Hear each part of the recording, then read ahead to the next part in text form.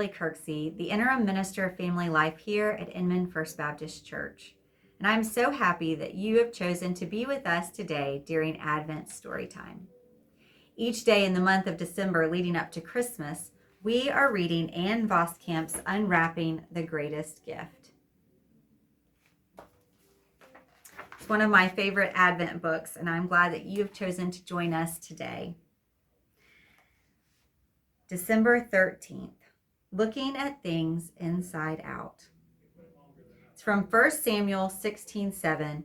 People judge by outward appearance, but the Lord looks at the heart. It sort of went together like peanut butter and jam. God spread out all the land around Jericho for his people, and now his people wanted him to spread out a king's robe for them. So God gave them what they wanted, a king. But the first king, Saul, turned out to not want much of God after all. So God sent Samuel, a man who loved him, to go find another king he had picked out, one of Jesse's 8 boys in Bethlehem. Daddy Jesse nudged his oldest son, the one with the big, broad shoulders, the one who was tall enough to play basketball, and the boy stood grinning right in front of Samuel.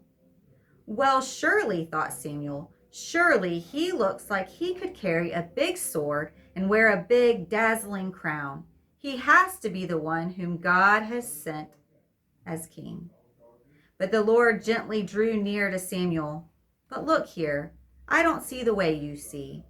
You people look at the wrapping paper on the outside, but I look at the gift inside, the heart. Huh? Thought Samuel. But Samuel wasn't alone in seeing how things look on the outside. Grannies and truck drivers and little kids and all of us, we look at the way things seem on the outside. But God looks at the way things really are on the inside. It's sort of like a sandwich. God doesn't care about the bread of the sandwich. God cares about what's in the middle.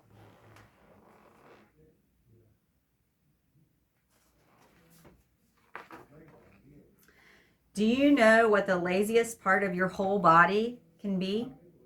Not your toes, not your belly button, but your eyes.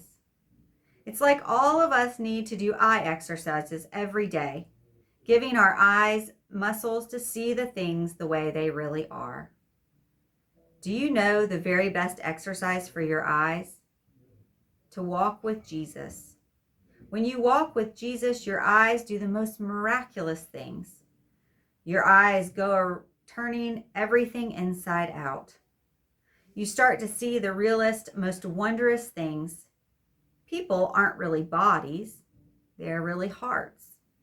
For all our skin, people are really souls. So Samuel tried to see the way God sees. Daddy Jesse nudged his next son in front of Samuel too, but no, Samuel shook his head. Then the next son, and the next son, and the next son, until there were no more sons left. Samuel was still shaking his head no. So how about any more sons? Well, there is a kid brother, Daddy Jesse sighed, but he's a sheep watcher and a goat herder, and he's pretty puny too. Ah, Samuel remembered. People care about the wrapping paper on the outside, but God cares about the gift inside, the heart, which can wrap like love around everyone. Go holler for him, Samuel said. We aren't eating a crumb till we meet the kid most people would forget. And when the little brother, David, the sheep watcher and the goat herder and the puny kid brother came running in from the fields, Samuel exercised his eyes and imagined turning him inside out so he could see his heart. David's heart was far more beautiful than what people could see with their eyes. And God said, "This is the one I picked to be king." Long after that forgotten little son of Jesse was anointed king in Bethlehem, there was another unseen one, born in that very same little town of Bethlehem. One who was left out with the sheep because no one made room for him either.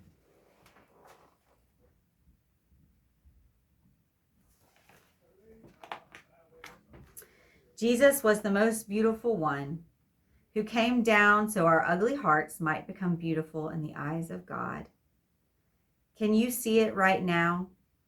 Like you can almost see beyond the wrapping paper everywhere to all the gifts inside. Those gifts are inside all of us, our hearts, shimmering like stars.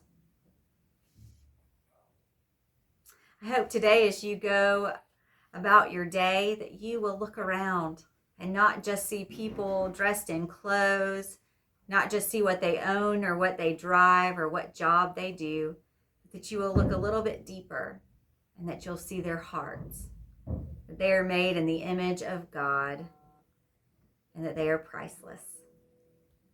I hope you have a wonderful 13th day of Advent and that you will join me tomorrow, December 14th, for our next Advent story time.